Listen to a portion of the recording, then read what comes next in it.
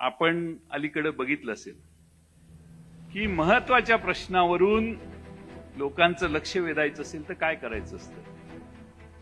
पवार साहेबांना शिव्या घालायच्या, पवार साहेबांच्या विरोधी बोलायचं. पवार साहेबांना बोललं की सगळे माध्यम तेच दाखवायचं, दिवसभर कार्यक्रम करतात. मूळ प्रश्न महाराष्ट्रातला बाजूला राहतो आणि पवार साहेबांच्यावर बोलायचं. पवार साहेबांच्यावर आता अलीकडे विनाकारण टीका चालू आहे. पवार साहेबांनी ओबीसीच्या समाजाच्या हितसंबंधांचं रक्षण करण्याची कायम भूमिका घेतलेली आहे त्यांच्या आयुष्यामध्ये. या देशामध्ये मंडल आयोग जाहीर झाल्यावर मंडल आयोगाची पहिली अंमलबजावणी भारतात जर कुणी केली असेल तर शरद पवार साहेब नावाच्या मुख्यमंत्र्यांनी त्यावेळी केली. दुसऱ्या कुठल्याही राज्याने नाही केली. तेव्हा पवार साहेबांनी ते पाऊल टाकलं. त्या ओबीसींच्या मागे, त्यांच्या ओबीसींच्या संरक्षणाची भूमिका घेण्याचं काम आयुष्यभर पवार साहेबांनी केलं.